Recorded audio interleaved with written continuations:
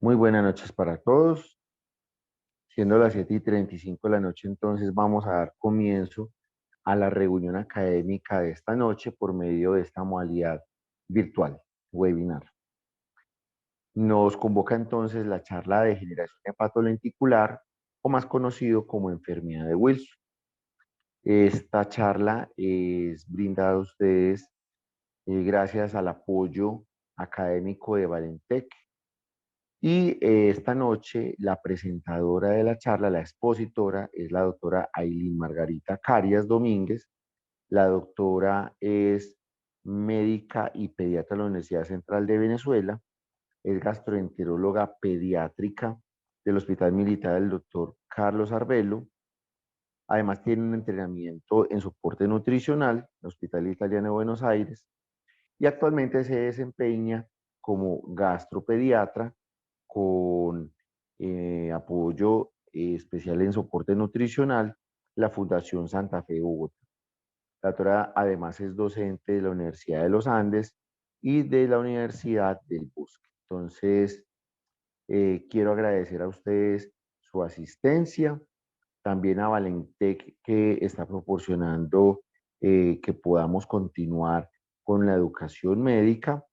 Y quiero indicarles que los controles que tienen en esta plataforma van a encontrar que en la parte de abajo hay una de chat y también van a encontrar una de preguntas y de respuestas.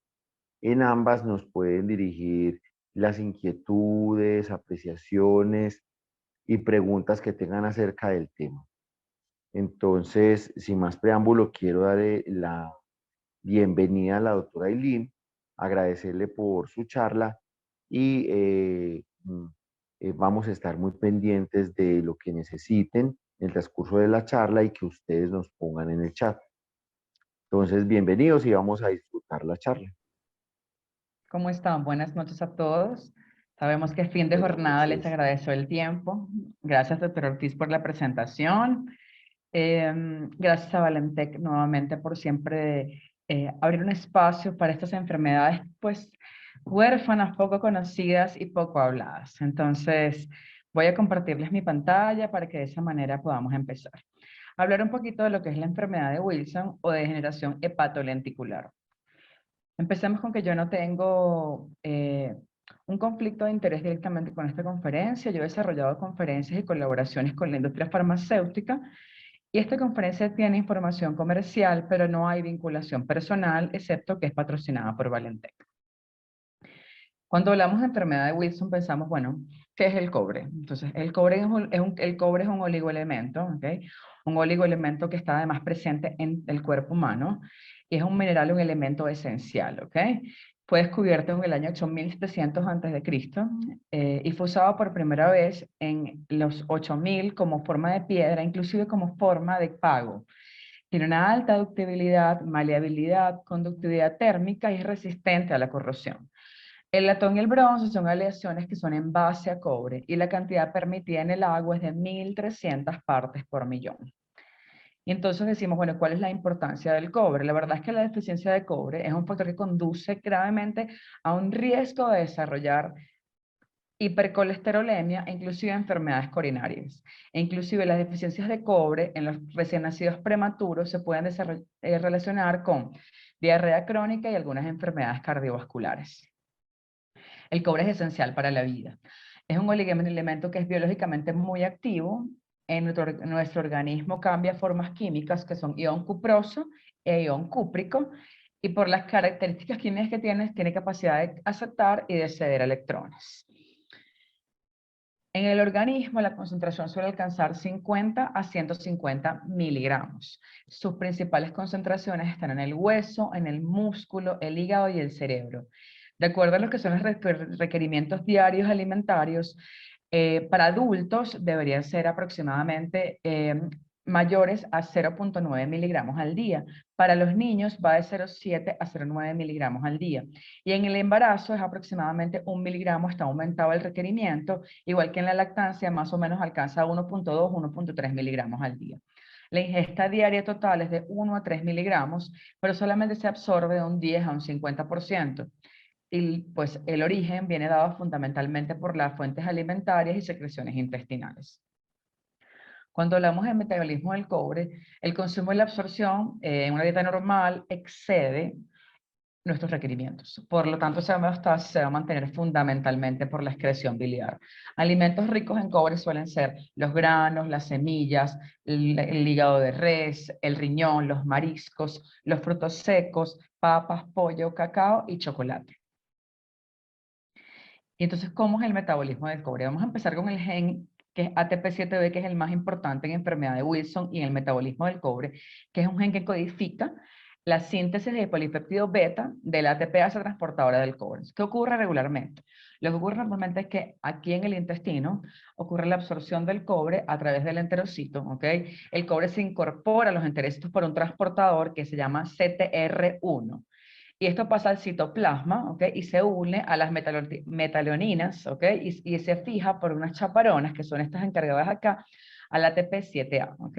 Y eso permite una distribución para la incorporación enzimática, que son por la ciperoxidasa de dismutasa y la citocromosioxidasa. Y de esa forma se unen al aparato de Golgi, y en el enterocito, ¿ok? Esta chaperona que tenemos acá arriba, le cede el cobre al ATP7A para la incorporación, ¿ok? Perdónenme, para la incorporación dentro del aparato de Golgi, y de esa forma pasa más fácilmente la circulación portal, y mediante otra vez el transportador que tenemos acá, esta chaperona que es ATOX1, pasa por este transportador y de esa forma se une a la ceruloplasmina, y en esta célula que es el hepatocito, o sea, pasamos del enterocito al hepatocito, se puede excretar al torrente sanguíneo en fórmula pues de cobre, y el exceso pasa al canal biliar. Entonces, ¿qué es lo que ocurre? Una captación a través del intestino pasa a la circulación portal, que a través pasa al hepatocito, y de esa forma se une a la ceruloplasmina para su excreción. Y esto es importante porque sabemos que aquí en este ATP7B es donde está el problema para la enfermedad de Wilson. Démonos cuenta de que hay una diferencia conformacional en lo que va a ser el gen que va a permitir la expresión de la enfermedad. ¿Qué sucede después? ¿Para qué sirve el cobre? Nos preguntamos. Y bueno, ya sabemos entonces que es parte fundamental del metabolismo para su excreción, y es un componente fundamental de otras enzimas, como son la producción de energía, la formación de tejido conectivo, el metabolismo del hierro, la síntesis y metabolismo de neurotransmisores, la formación de melanina. Tiene también funciones antioxidantes, ¿ok? Entonces tenemos muchas opciones, muchas acciones del cobre dentro de nuestro organismo. ¿Y qué pasa con la enfermedad de Wilson? Es un trastorno hereditario, ¿ok? La mutación ocurre en el gen ATP7B en el cromosoma 13. Y lo que ocurre es que no se fija el cobre a la poseroloplasmina, lo que provoca que no se elimine en la bilis. Entonces la síntesis de poseroloplasmina claramente es anormal, y lo que ocurre es la acumulación dentro del hepatocito, que hace que se vuelva tóxico dentro de la célula hepática. Entonces, la ATPasa transportadora de cobre produce la acumulación en donde, en el hígado, en el cerebro, que son los ganglios basales, y corneal. Y eso es lo que hace que haya una múltiple diversidad de presentación clínica. El componente genético viene dado fundamentalmente porque ya sabemos que está en el gen ATP7B, en la región 14.3 del cromosoma 14, y la herencia es autosómica recesiva. Por lo tanto, tenemos una madre portadora, un padre portador. Sabemos, pues por herencia mendeliana, que tenemos un 25% de posibilidades de que tengamos un niño afectado por enfermedad de Wilson, pero además un 50% de portadores pero no afectados. Que es llamativo que hay más de 500 mutaciones de este gen, ¿ok? Y las proteínas, la diversidad genética de la presentación hace que también haya mucha diversidad clínica. Y esta enfermedad puede presentarse a cualquier edad. Y las mutaciones de los alelos van a ser diferentes entre sí. Entonces hay muchísima variabilidad genética y hay muchísima variabilidad al momento de la presentación. La enfermedad de Wilson entonces tiene mutaciones descritas diferentes a lo largo de todo el mundo. Y por regiones hay caracterizaciones genéticas específicas. Por ejemplo, en la India hay la mutación que está en el ATP7B, se conoce como SEVBEN271X. en España, M645R. Entonces tenemos diferentes mutaciones que de acuerdo a la distribución geográfica se van a expresar como la enfermedad de Wilson, ¿ok? ¿Y a quién afecta entonces más esta enfermedad de Wilson? La prevalencia es de 1 por 30.000 individuos y la tasa de portadores heterocigotos es 1 por cada 100 personas, con una frecuencia de mutación genética que varía de 0.3 a un 0.7%.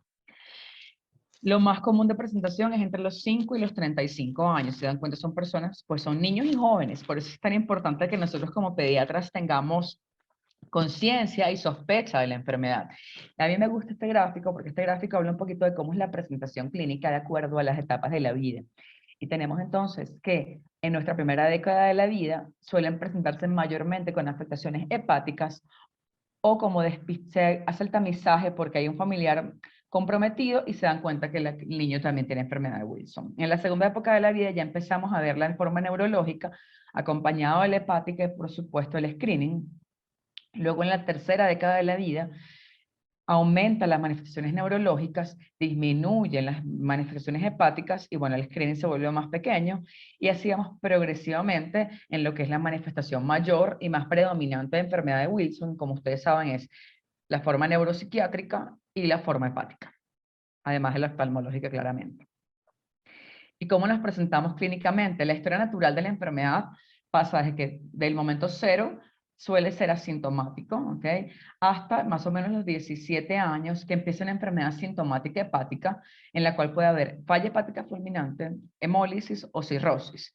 Y puede empezar a presentarse la enfermedad neuropsiquiátrica. Como les expliqué en la diapositiva anterior, va a ser como una curva. Y luego cuando después en la tercera época de década de la vida ya empezamos a tener predominancia de los síntomas neuropsiquiátricos, ¿ok? Pero la enfermedad hepática claramente puede estar presente. Y hay un grupo de pacientes que siempre están asintomáticos, entonces el diagnóstico va a ser pues casual, a lo mejor le hacen algún perfil bioquímico, encuentran alguna alteración, pero en verdad pueden estar asintomáticos toda la vida. Cuando hablamos de signos de alarma, sabemos que el depósito de cobre en lo que es el corneal es el llamado el anillo de Kaiser-Fleischer, que es en la se ve por la lámpara de hendidura, y también hay depósitos de cobre en el cristalino, que se van a ver como este signo del girasol, en el cual pues es un depósito de cobre, pero la alarma mayormente van a ser de signos neurológicos. Hay 95% de manifestaciones neurológicas, incluso solo el 50% pueden tener síntomas hepáticos y normalmente no están presentes en los niños. Hay temblores, ataxia, distonía y una enfermedad hepática de origen desconocido. Recordemos qué pasa aquí. Hay una acumulación de cobre en la membrana de Descemet y en el centro del lente intraocular. ¿Okay? Es importante ver los síntomas en conjunto porque aislados no tenemos como que mucha orientación. Y es muy importante que tengamos un equipo multidisciplinario de sospecha porque como pediatra decimos, bueno, este niño a lo mejor tiene un cambio de conducta o este niño tiene una falla hepática o una hepatitis de causa desconocida, vamos a hacer una evaluación un poquito más exhaustiva. En relación a lo que es la enfermedad hepática, el cuadro hepático en el 50% va a haber cirrosis. Entonces, pacientes con cirrosis de causa desconocida hay que descartar enfermedad de Wilson. La mayoría de las veces son asintomáticas y nada más hay cambios bioquímicos. Puede haber cirrosis, una anemia hemolítica con un CUMS negativo e inclusive puede haber insuficiencia hepática fulminante. Hasta un 12% pueden ser remitidos a trasplante hepático de forma urgente cuando se recibe un paciente con diagnóstico de novo de cirrosis, una hepatitis fulminante. Hacemos estudio para enfermedad de Wilson para ver si esta es la causa de la insuficiencia hepática. La razón de mujeres a hombres es de 4 a 1 y sin tratamiento la mortalidad alcanza el 95%. Entonces, en verdad, no es algo subestimable. A mí me encanta este dibujo, porque este dibujo es como la percepción del pobre hígado de lo que está pasando. Entonces, no puedo excretar el cobre porque no tengo ATP7B. Entonces, tengo cobre por todas partes y me siento mal, me siento tóxico, estoy enfermo y los hepatocitos están muriendo y liberando cobre en el torrente sanguíneo. ¿Y qué pasa esto? Que me genera entonces una anemia hemolítica con un CUMS negativo que le echan la culpa al pobre hígado porque pues no tiene ATP7B. ¿Cómo se ve histológicamente? Histológicamente, pues no hay forma de diferenciar, sobre todo en etapas tempranas, la presencia de una hepatitis autoinmune contra una enfermedad de Wilson, porque vemos, pues hay esteatosis, hay cirrosis, pero sí podemos ver estos punticos de cobre en las biopsias hepáticas que hablan de, pues, de enfermedad per se. Este estudio me encanta porque habla de cómo se presentan clínicamente los pacientes con Wilson que debutaron con enfermedad hepática. Entonces son grupos de diferentes países. Ellos dicen, bueno, en Reino Unido, ¿qué fue lo que pasó? Nuestros pacientes con Wilson y hepatitis, ¿qué tenían mayormente clínicamente? Ictericia y ascitis. ¿Qué dicen los alemanes? Dicen, bueno, nuestros pacientes tenían mayormente hepatomegalia y esplenomegalia. Los americanos dicen, no, nuestros pacientes mayormente tienen ascitis. En Reino Unido otro grupo dice, los nuestros tienen mayormente ictericia y anorexia. Y los austríacos dicen, no, pero ya va, los míos tienen vómitos y ascitis y edema. Entonces, ¿y por qué me parece tan interesante esto? Porque digo, mira qué plural la forma de presentación y que no necesariamente, uno lo imaginaría de primero, dice, bueno, nada, tiene vómitos, náuseas, edema, hay montones de cosas que nos pueden estar generar esto y no es el primer pensamiento, en verdad. Por eso es que la sensibilización en relación a esta enfermedad es tan importante, porque si no la tenemos presente, nunca la vamos a poder diagnosticar. En la enfermedad neurológica puede ser una progresión lenta o una progresión muy rápida. Por lo mismo, la sospecha es fundamental. Hay diferentes formas de presentación. Está el síndrome rígido akinético, que es el parkinsonismo juvenil. Hay una pseudoesclerosis como un temblor. Puede haber ataxia, disfonía, y distonías además, afonías, disartrias o distonías orofaringeas. Mira, a mí esto me parece súper interesante porque en verdad en gastroenterología se ven pacientes, algunos pacientes consultan porque hay disfonía, porque hay reflujo, pero no pensaría que una disfonía es una causa de enfermedad de Wilson y resulta que pues sí puede pasar en el contexto de depósito de cobre en ganglios basales. Cuando la enfermedad hepática es avanzada, el síntoma neurológico se puede confundir muchísimo con una encefalopatía hepática. Y entonces dices, bueno, nada, está encefalopático por la insuficiencia hepática aguda fulminante o porque tiene una enfermedad de Wilson. Entonces es importante poder hacer esa diferenciación. En la enfermedad psiquiátrica, hasta un tercio de los pacientes primero pueden tener una manifestación psiquiátrica. ¿Qué va a pasar? En los niños, menor rendimiento escolar, cambios en la personalidad, impulsividad, la habilidad afectiva, exhibicionismo sexual y comportamientos inapropiados. Y en los adultos, rasgos similares a la paranoia, esquizofrenia y depresión. Pero la función cognitiva no necesariamente se va a deteriorar. Y decimos entonces, ¿cómo hacemos el diagnóstico? Pues la sospecha va a ser obviamente lo más importante. Y cuando hay anomalías hepáticas, neurológicas o psiquiátricas inexplicadas, debemos plantear dentro de nuestro algoritmo diagnóstico la posibilidad de una enfermedad de Wilson. ¿Qué debemos pedir? Un hemograma, bioquímica hepática completa, niveles de ceruloplasmina, cobre en plasma, examen con lámpara de hendidura y excreción urinaria de cobre en 24 horas. Si las pruebas son indeterminadas, podemos considerar todo lo que es el panel genético, inclusive la biopsia hepática, y la biopsia hepática va a ser una gran herramienta, sobre todo en el paciente que tenemos una cirrosis, porque es la forma de diagnosticarlo claramente, o que tenemos una enfermedad hepática de degeneración rápida o una hepatitis fulminante. Hay un sistema de puntuación que se llama LACEPIC, que se pone en el 2001, que se hizo en la octava reunión sobre enfermedad de Wilson, en la cual tienen signos y síntomas clínicos, un puntaje para poder determinar cuál es la posibilidad de que este sea el diagnóstico. Y entre signos y síntomas hablan entonces de la presencia de anillos de Kaiser-Fleischer, los síntomas neurológicos, los niveles de ceruloplasmina sérica y la presencia de anemia moldia con un CUMS negativo. Y entre los otros test, luego hablan en segunda instancia como el cobre hepático en la biopsia, el cobre urinario y el análisis de las mutaciones. Eso da una puntuación con un diagnóstico confirmado, posible o poco probable. Y este es el algoritmo. Entonces dice, bueno, tenemos de 0 a 1 puntos porque tenemos solamente anillo de Kaiser-Fleischer, entonces vamos a pedirle un cobre urinario que nos lleva a que si este cobre es mayor a 1.6, hay que hacer la biopsia hepática y de acuerdo a eso decimos, no, bueno, si es mayor a 4, por lo tanto tiene más de 4 puntos, tenemos una confirmación diagnóstica. Por el contrario, este cobre urinario es más pequeño, o sea, es menor, decimos, bueno, nada, es normal, pasamos, es poca probable la posibilidad diagnóstica.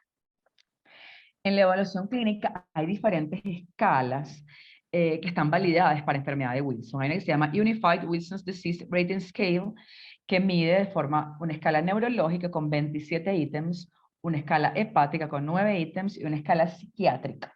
Está la UWDRS, que es la Neurological Subscale, que es es el acortamiento de la escala anterior, que habla solamente de la subescala neurológica, y está la Global Assessment Scale for Wilson's Disease, que es lo que dice, hace 4 áreas fundamentalmente. Función hepática, comportamiento, desarrollo, evaluación neurológica, motor y osteomuscular. Y la última parte habla de la disfunción neurológica. Entonces, son escalas muy profundas que son aplicadas normalmente por neurólogos que permiten hacer una clasificación y una evaluación clínica en el estadio en el que estamos en la enfermedad de Wilson. Y lo más importante es que nos permite hacer evaluación del seguimiento de la enfermedad, de la progresión de acuerdo a ausencia o presencia de tratamiento de una forma objetiva. Cuando hablamos de neuroimágenes, la resonancia magnética nos permite ver el depósito de cobre en los ganglios basales, y es lo que se llama esta imagen del panda gigante. Hay nuevas modalidades de diagnóstico, ¿ok? Lo importante es saber tener la sospecha diagnóstica. Hay una tomografía óptica de segmento anterior en el ojo para ver que ya hay anillo de Kaiser-Fleischer. Hay un análisis dinámico de cloruro de cobre para para ver la cantidad de cobre en el hígado en ratones modelo. Hay espectroscopía en resonancia magnética para cambios neurológicos tempranos. Hay cromatografía líquida para ver la cuantificación de la proteína, del gen de la TP7B. ¿Qué pasa en Colombia en este momento? La enfermedad de Wilson, en realidad tenemos este estudio pues muy lindo, gracias, hecho por el grupo de médicos del Pablo Tobón Uribe, que fue un estudio retrospectivo de enero del 2004 a septiembre del 2017, un estudio de incidencia en el cual reportaron 27 pacientes, 17 hombres y 10 mujeres, con un tiempo de seguimiento promedio de 2 años, en los cuales el 85% tenían alteración hepática, 40% síntomas neurológicos y un 29% de síntomas psiquiátricos. Entonces, es muy lindo ver qué es cuál es la perspectiva. Es el único estudio que yo tengo conocimiento que existe, puedo estar equivocada. En pediatría hasta un 80% están asintomáticos. Entonces, elevación inexplicada de la transaminasa sin causa desconocida, es importante hacer niveles de cobre o hacerlos en los familiares de un caso índice. Habiendo hecho el diagnóstico, la aproximación clínica, pasamos entonces, bueno, ya tenemos un diagnóstico, ¿cuál es el tratamiento? El tratamiento se basa en grandes pilares: quelantes de cobre, ¿ok? Y disminución de la absorción de cobre y una mezcla de los dos, ¿ok? El tratamiento sintomático para falla hepática, fuera del tratamiento directamente para enfermedad de Wilson, recordemos, manejo de hipertensión portal, intervenciones para varices esofágicas, el manejo de lo que va a ser la encefalopatía hepática, tratamiento de los síntomas neurológicos. Pero esto es el tratamiento de sostén desde el punto de vista de la falla hepática o de la disfunción neurológica, pero el tratamiento directamente para la enfermedad de Wilson, ¿ok? Son los quelantes que se van a unir al cobre, ¿ok? Y después ser excretados por el cuerpo, los que van a disminuir la absorción de cobre, como las sales de zinc, o los que van a hacer una acción en conjunto. Entonces vamos a revisar un poquito cada uno de ellos para que tengan una idea de lo que existe, lo que se puede utilizar y cuáles son las ventajas de unos en relación a los otros. Cuando hablamos de quelantes, la primera opción y el primer medicamento y el más estudiado y el que tiene más tiempo en el mercado es la D-penicilinamina. La D-penicilinamina es un quelante que promueve la excreción urinaria de cobre. Se utiliza en dosis creciente, en dosis ponderal con niños y en dosis, pues, tabletas ranuradas para los adultos. Debe darse administrado siempre con suplementos de piridoxina o vitamina B6. Hasta un 50% disminuye con la ingesta de alimentos.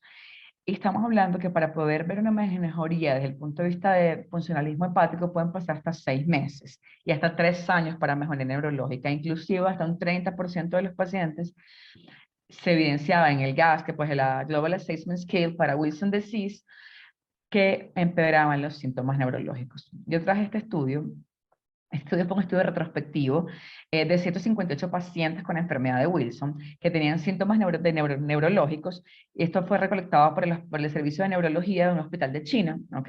Del 2015 hasta el 2018. ¿Qué le dieron a ellos? A estos pacientes le dieron dimercato, propanol y sulfato y zinc versus D-penicilamina como tratamiento de primera línea. ¿Cómo les hicieron la evaluación? Con la Global Assessment Scale y el índice de Barthel. Entonces, estos dos índices son importantes porque uno nos habla de deterioro neurológico y el índice de Barthel nos habla de la capacidad de las personas de realizar actividades en su cotidianidad. O sea, puede moverse, puede caminar, puede ir al baño por su cuenta, ¿ok? ¿Qué consiguieron en esto? Consiguieron entonces, había 93 pacientes del primer grupo, ¿ok? Tuvieron disminución de síntomas neurológicos y aumento en su capacidad de hacer cosas, ¿ok? Con un 82% de mejoría neurológica significativa en un año y un 8,6% de deterioro. Estamos hablando de este primer grupo, el grupo que recibía dimercapto con zinc. Y el segundo grupo, que es el grupo que recibía únicamente de penicilinamina, tenía un 58,5 con mejoría neurológica y hasta un 26% de deterioro, que es lo que está descrito en la literatura, ¿ok? Entonces, como les contaba, la escala de Bartel lo que hace es medir la capacidad de la persona para hacer actividades de la vida cotidiana, es decir, su capacidad de ser independiente. Y eso había una mejoría significativa en relación a los que utilizaban solamente de penicilinamina. Igual es tratamiento de primera línea. La trientina, perdón, también es un quelante con una estructura que se parece a la poliamina y carece de un grupo sulfidrilo y el cubre está quelando mediante la formación de un complejo, ¿ok?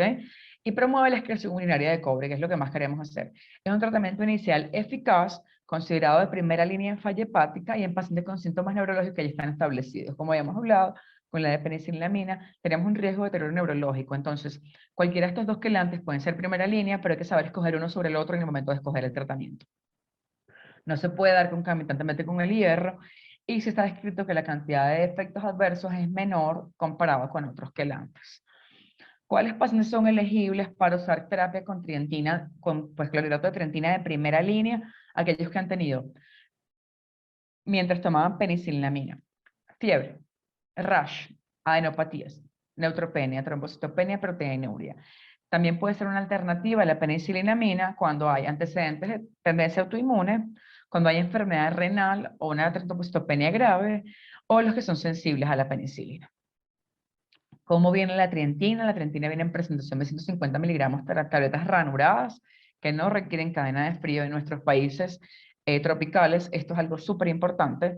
La dosificación es a veces un poco más sencilla porque es en tabletas, se consume con agua, con el estómago vacío, separado de la alimentación.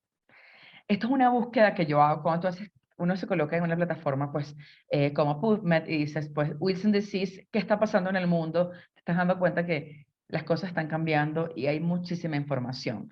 Entonces, hay varios estudios que están andando en relación a lo que es la trientina, en relación a lo que pasa con el clorhidrato de trientina, con la de penicilinamina, con el zinc y con otras moléculas. Entonces, yo traje este estudio, que es un estudio retrospectivo de Weiss en el 2013, en el que usó la trientina y decía, mira, los efectos adversos son casi inexistentes. Solamente cuatro pacientes tenían artralgias, 2 tuvieron náuseas.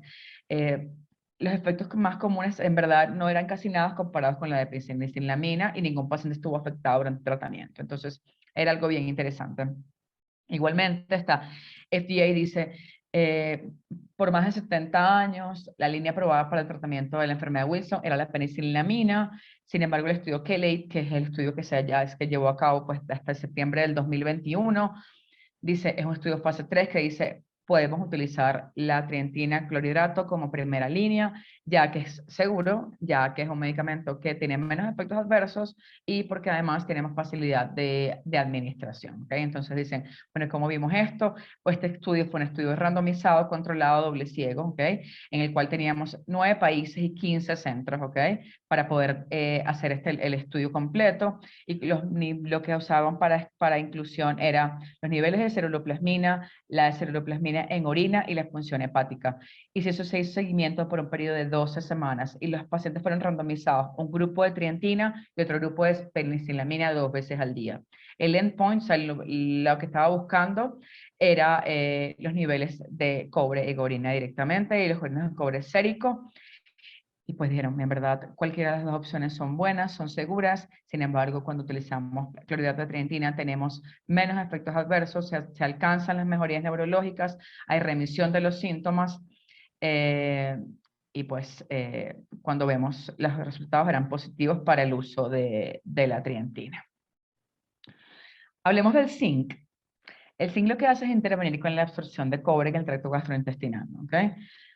¿Qué sucede? El cobre ingresa al tracto gastrointestinal por la saliva y las secreciones gástricas y el zinc genera un balance negativo para el cobre y se elimina el cobre que está almacenado en el cuerpo. Este fue un estudio que se hizo en el año 2017, se hicieron 2 revisiones sistemáticas y 6 estudios observacionales que apoyaban el uso del zinc como primera línea de tratamiento. unos como monoterapia y otros en combinación con agentes quelantes, que decían faltaba evidencia de calidad. Podemos en verdad utilizarlo único, solamente como monoterapia. La verdad es que pues cuando decían hasta el 74% de los pacientes tienen mejoría con la penicilinamina comparado con el 56% solamente con el zinc, ¿ok? Y el 81% de las personas con síntomas neurológicos se volvían asintomáticos con la penicilinamina comparados con un 90% del zinc. Entonces, eran resultados bastante controvertidos. Decían, bueno, el zinc solo, el zinc combinado, uno primero, uno después. Sabemos que la tolerabilidad a veces del zinc es difícil porque hay efectos gastrointestinales. ¿Cuál era mejor? Sin embargo, sabemos que puede usar inclusive como terapia de primera línea. El tetraetilenoldato se ha estudiado como pues, un tratamiento inicial para pacientes que tienen un debut directamente neurológico. Es un quelante que interfiere con la absorción de cobre en el intestino, ¿ok?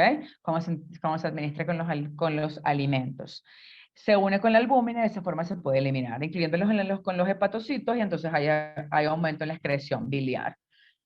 Este estudio, que es el estudio que pues, es ALXN 1840, hablaba de pues, los pacientes con enfermedad de Wilson en el uso de TTM, ¿ok? Y decía, bueno, nada, esto es una buena alternativa para los pacientes que tenemos con síntomas neurológicos. También la metanobactina, que es un péptido producido por una bacteria que después se llama metilonisis y tiene afinidad por el cobre. Dentro del hepatocitas elimina el cobre tóxico y previene la lesión mitocondrial. La terapia génica. La terapia génica está en las puertas.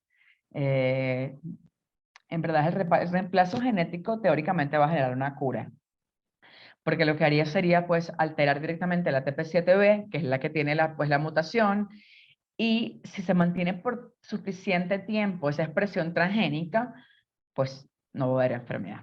Entonces, este es el estudio, ¿ok? El estudio habla de estudio Gateway, habla de BTX-801, una versión corregida del TEN-ATP7B dentro de un vector, que es un virus modificado. Está explorando la seguridad, la eficacia y la durabilidad del efecto del tratamiento. Es un estudio que está en fase 1 y 2. Los pacientes van a recibir solamente una dosis de BTX-801 intrahospitalaria y el seguimiento va a ser durante un año y luego durante 4 años adicionales. ¿Cuál es la elegibilidad? Pacientes con diagnósticos de enfermedad de Wilson, que tengan entre 18 y 60 años, que tengan un tratamiento actual con penicillamina, trientina o zinc. Este estudio se va a terminar en el año 2027. El recruiting, estas son 16 pacientes necesarios para hacer la recolección y se está desarrollando en Estados Unidos, Alemania, Dinamarca y Reino Unido. Entonces, a mí me parece que es algo fantástico. A mí me emociona muchísimo todo lo que es terapia génica, en verdad me da muchísima alegría porque son enfermedades que tenían tan poco pronóstico sin tratamiento. Afortunadamente tenemos excelentes moléculas como la trientina que nos permiten una mejoría a largo plazo, pero son tratamientos de por vida. Entonces, cuando hablamos de reemplazo génico, decimos, wow, es como si se viera la luz al final del túnel. Eso es lo que yo soñaba cuando estudiaba medicina. El régimen dietario, entonces, ¿qué podemos hacer mientras tanto? Apenas hacemos un diagnóstico, tenemos que hacer limitación de estos alimentos. Hay que hacer una dieta baja en cobre, disminuir la ingesta de crustáceos, hígado, leguminosas, chocolate, yema de huevo, pescados, productos de grano entero, salvado de trigo y vegetales verdes oscuros. En la medida que avanzamos en el tratamiento, podemos flexibilizar la dieta. No es necesario mantenerla eternamente sin estos alimentos, pero sí al principio del tratamiento. ¿Hay side effects? ¿Hay efectos adversos de los tratamientos? Por supuesto, ¿ok? Con la trientina y el zinc hay menos presentación de efectos adversos comparados con la de penicillinamina, ¿ok? El zinc genera dispepsia, eso es una realidad y eso nos pasa hasta con el zinc oral para la diarrea. Y eso puede generar inclusive un poquito de menos adherencia. La trientina no requiere refrigeración, entonces, bueno, es más fácil el manejo, ¿ok? Que hay que estar atento en relación a la penicillamina, reacciones de hipersensibilidad, adenopatías, erupciones cutáneas, trombocitopenias y proteinuria, ¿ok? En relación a la trientina, anemia sideroblástica, manifestaciones como lupus-like, gastritis hemorrágica, pérdida del sabor, o sea, del apetito no, digeusia, cambio del sabor de los alimentos, Hay un riesgo de deterioro neurológico, pero es mucho mayor. Fíjense que en la de penicilina hablamos un 10 a un 20%. Ellos hablan de riesgo de deterioro neurológico que va de un 10 a un 15 en una fase inicial. En el zinc pasa, pues, puede haber pancreatitis bioquímica, puede haber dispepsia. En el tetractamiolobdato puede haber anemia que va a ser funcionalmente reversible. Hasta un 12% de los pacientes con insuficiencia hepática aguda pueden llegar a trasplante hepático y la supervivencia en el año es aproximada a un 79%. ¿Qué llevamos para recordar? Los agentes quelantes, ¿ok? Como la penicilinamida y la trientina, que se unen al cobre y después se excretan, son la primera línea de tratamiento para enfermedad de Wilson. El zinc, que inhibe la absorción de cobre, se puede usar solo o en combinación con un agente quelante. Sin embargo, pues la tolerabilidad del mismo es lo que hace la dificultad para la adherencia. El tratamiento es de por vida. Y esto en caso de que se haga un diagnóstico, hay que hacer mucho acompañamiento. Y el acompañamiento va a dar dado no solamente por decirle, no, señora, señor, joven, niño, esto lo vas a tener que tomar para siempre, sino decir, mira, en el momento que te dejas de tomar esto por ahora, pues no vas a sobrevivir porque sencillamente necesitamos que esta reacción genética que no tienes se pueda hacer la eliminación del cobre, porque el cobre es tóxico para tu cuerpo y si no lo eliminas, pues vas a tener una falla hepática fulminante, va a haber depósito de cobre en los ganglios basales, vas a empezar a tener un comportamiento totalmente anormal, va a haber deterioro de tu capacidad neurológica y por lo tanto pues puedes fallecer.